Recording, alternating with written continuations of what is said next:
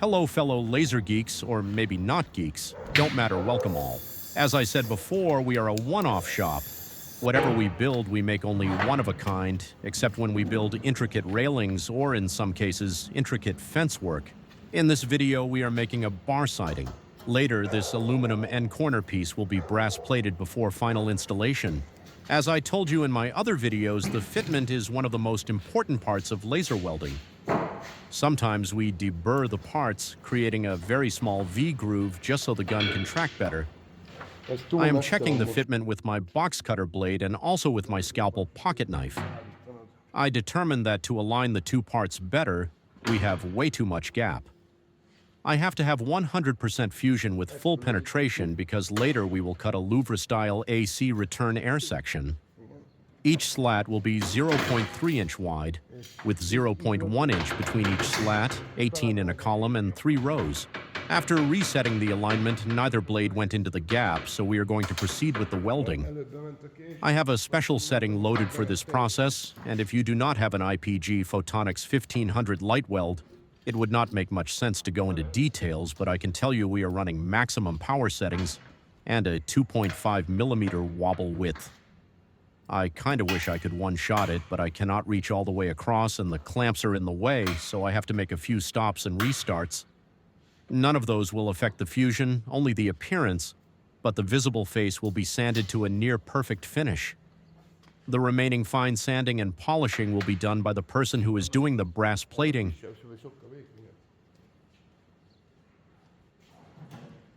To my dissatisfaction, the smaller blade slid right into the gap. Regardless, it is a fraction of a millimeter, so I will proceed. Some last measurements to make sure we are keeping the width and also showing the blade's thickness.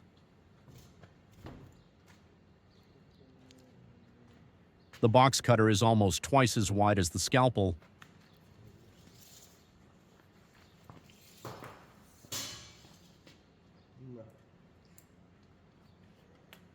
Laser or not, metal moves.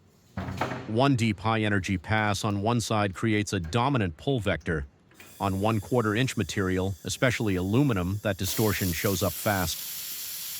I do not know if it will be visible on the video, but since there is a slight fitment issue, in order to compensate and make sure I fill the voids, I deviate from the 90-degree center axis, sometimes to the left, sometimes to the right by 10 to 15 degrees, so I can send the puddle into the hole.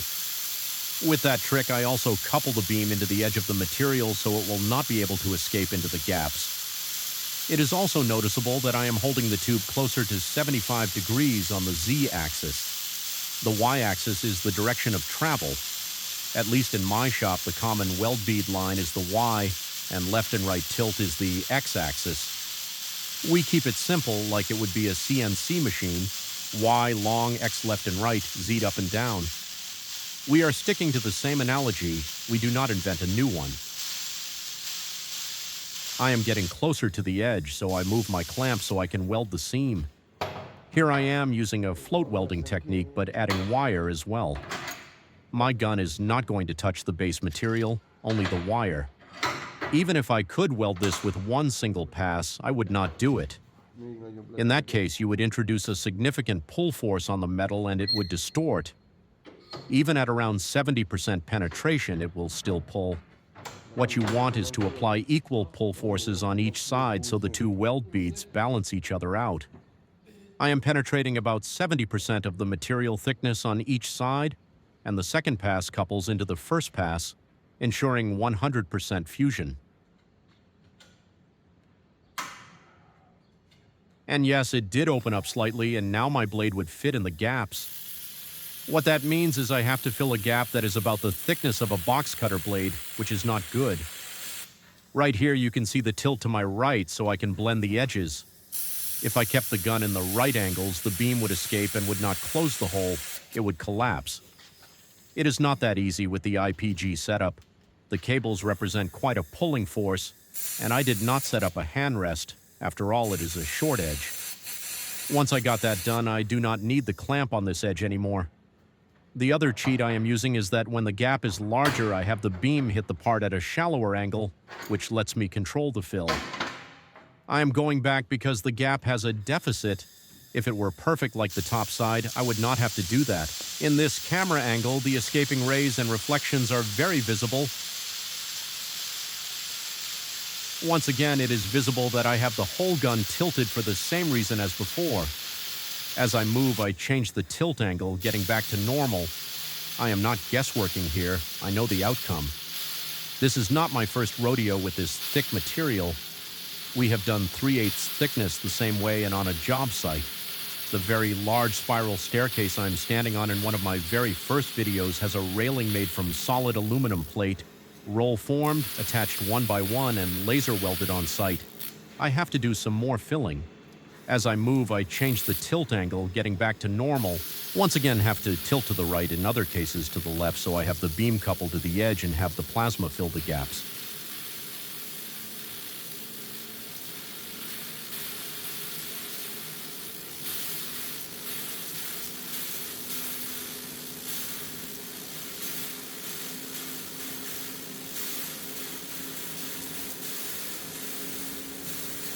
Going back again, since the plates opened up about 0.5 millimeter, I have a deficit now, so have to fill it.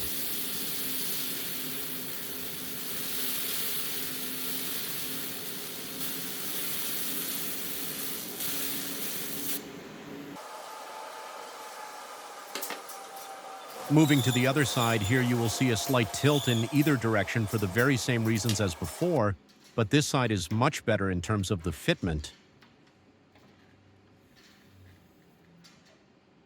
I do not know if it will be visible on the video, but since there is a slight fitment issue, in order to compensate and make sure I fill the voids, I deviate from the 90-degree center axis, sometimes to the left, sometimes to the right by 10 to 15 degrees, so I can send the puddle into the hole.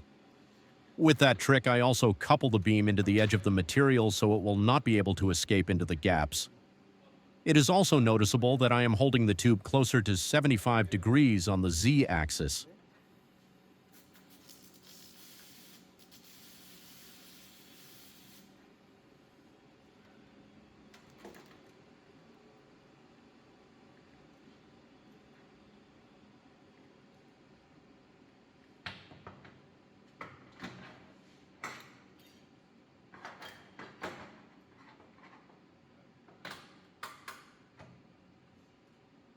In this camera angle again, the escaping rays and reflections are very visible, and my whole line set is in the way of those laser reflections, which is very bad. And once again, it is visible that I have the whole gun tilted for the same reason as before. As I move, I change the tilt angle and slowly getting back to normal conditions. We've frequently done 3/8 thickness the same way. I know we will have full pen.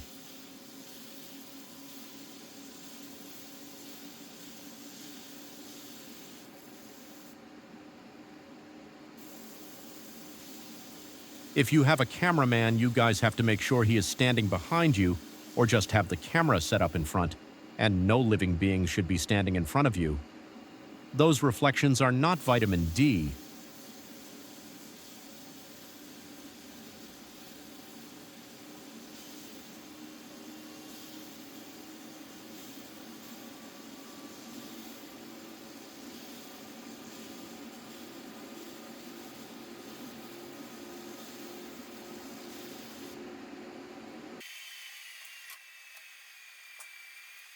Came back to fill a little more. This is one of the focal points of the main area of the house, so we cannot have caves in there. Now that this side is done, we are going to relocate and repeat the same process on the other side, but there I do not have to work around clamps and stuff.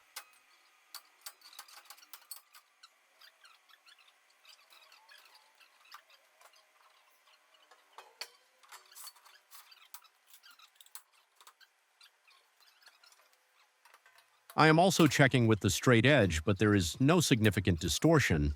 Everything is below a fraction of a millimeter.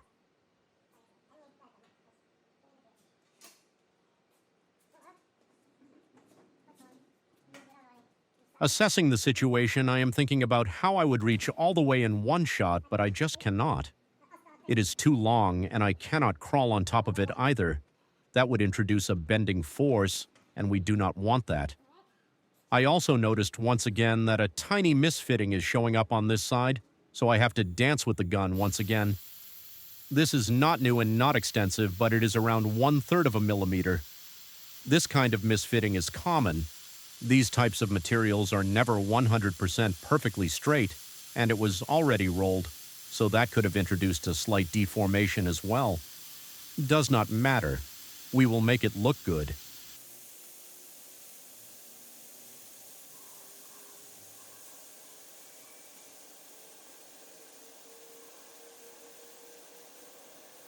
I do not know if you guys notice it, but I am behind on the left of the gun, and all ray reflections are far away from my direction. I am in a safe place. Also, the TIG guys and MIG guys should notice that I do not watch my puddle. It is not necessary. If I did that, I would have more than a handful of rays reflecting back into my face. All I am watching is whether I have to tilt in either direction to make a full fill of the tiny weld gap I have.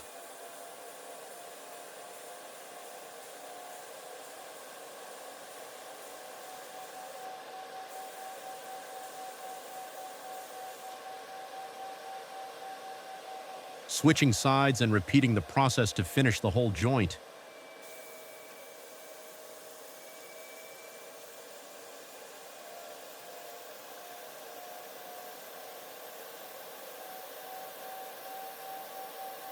Once again, make note of how far back I am, as far as I can be. Once in a while I take a peek, but that is all.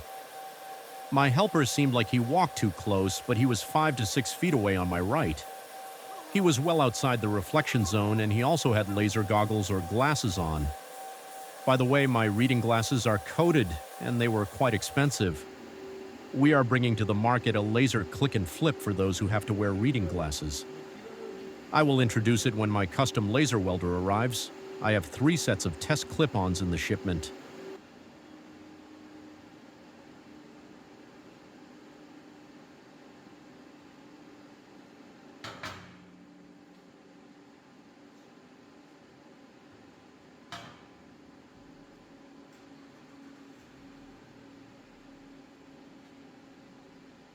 For the last time, I'm checking the flatness. I know it is not perfect. It did not come out of a CNC process, but I do not want to have more than a 0.5 millimeter deviation. It seems like no more than a sheet of Xerox paper can fit under. Shot some close-ups so you can see what we have here. Now we will sand the visible side of the part and cut it to length. You might ask why I did not cut it before.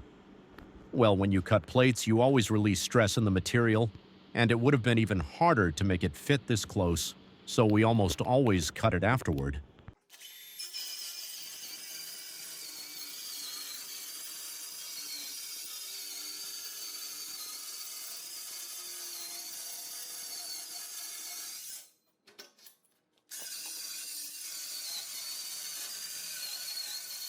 As you can see, we clamp a 1/4 inch HDPE and use a simple cordless circular saw specifically made to cut such materials, and obviously with a special blade in it. It cuts like butter. Some sections of the video are sped up while I am cutting. I just did that here as well.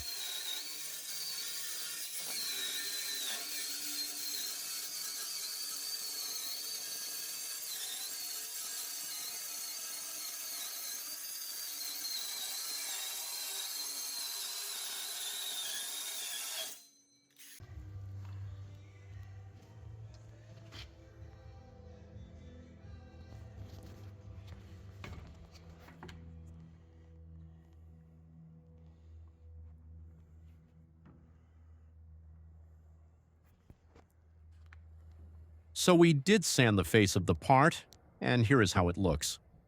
I am filming from the top so you can see the cut edge is fully fused, and the HAZ zone is very visible after sanding it. It came out nice. Now I will weld some tabs inside. They will serve as attachment points to the cabinet, and they will run the countertop against it. On the bottom, the hardwood floor will lock it in.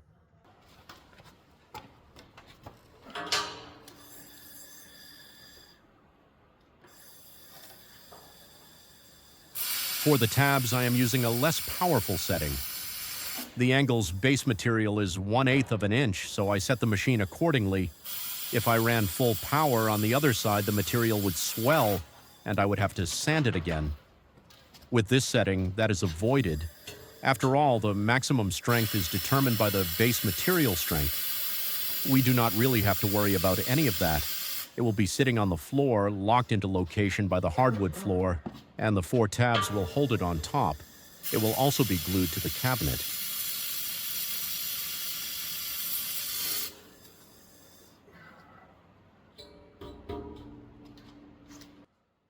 My hands were safe. It might look like I am dancing with the devil, but I know how the beam is bouncing and I make sure it is out of the direct reflection zone. The spray rays are still there, but those are not that dangerous. Not vitamin D, but they will not do harm. Think of it like when you play pool and hit the 8-ball, how it will bounce back. But I do not recommend anyone follow my suit. I have quite vast experience doing this. The worst thing that has happened to me is the welded part getting too hot and me touching it. But my scars and burn marks are well earned. I worked hard to get them.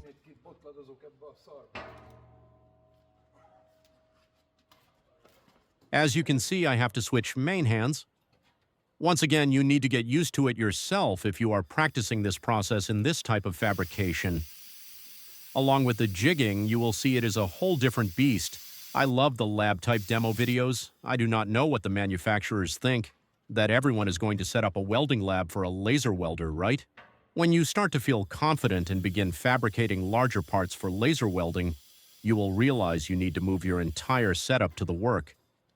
In the case of aluminum, your wire feeder lead is shorter, so you have limited reach.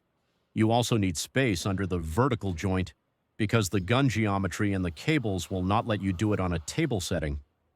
You always want to elevate the parts from the table if you are working on a table, or have a non-compatible material between the table and the workpiece, non-compatible in the metallurgy sense.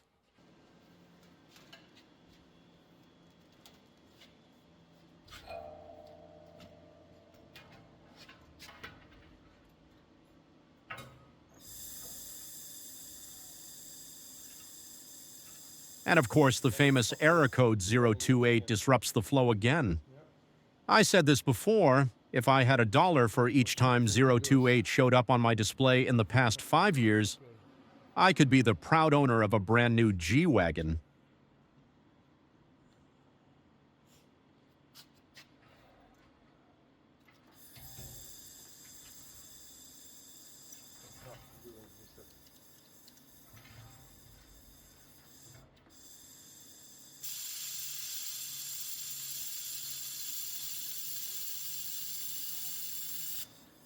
So I repeat the process once again since we are making a pair of these end pieces. I will speed up the camera.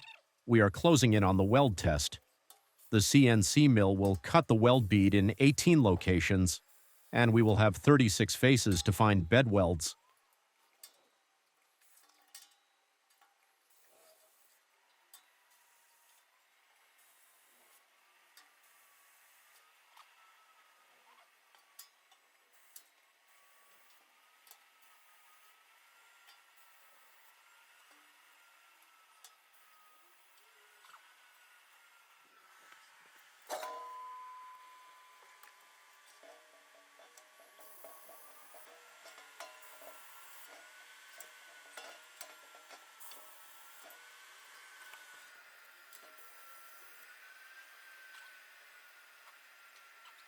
I mounted the mini-mill on the surface of the part, made my G-code file, and ran the job.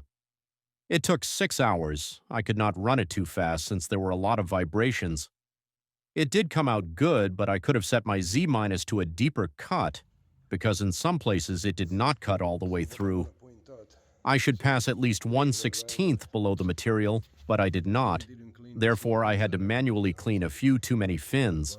On that vertical weld bead, it is clearly visible that I had to dance with the gun so I could fill the gap. Someone might think, oh, this is a small gap. But in laser welding, even the smallest gap is bad. The laser beam is anywhere between 260 and 25 microns. It can escape by bouncing at a shallow angle off the sidewalls of your workpiece, and then you will have no fusion. That is one of the reasons I tilt my gun left or right. I am trying to set up a steeper angle for the beam to interact with the material and always catch the edges so it melts into the gap. And finally, here is our weld test. The 18 slats cut into the weld bead show that there is no porosity in any of those fins. It is 100% fusion all the way from top to bottom. With that, I am closing this video. I hope it helped you dive into laser welding in a real shop scenario. More and more real fabricators are getting laser welders these days, and since there is too much bad information on YouTube, I decided to establish this channel so I can relay my experience to the operators who are interested in this technique. I have way more to come. We are going to show a custom-spec laser welder made to my needs. I found a company that has been in the business for around 14 years, making various laser equipment, and they manufacture laser welders as well. I talked to a few companies. This one said, "Sure, tell me the specs and we will build it for you." So, soon to be introduced, the LZ spec unit, serial number 01. Make sure you subscribe and like. It will help spread the new tech. Thanks for watching and see you soon.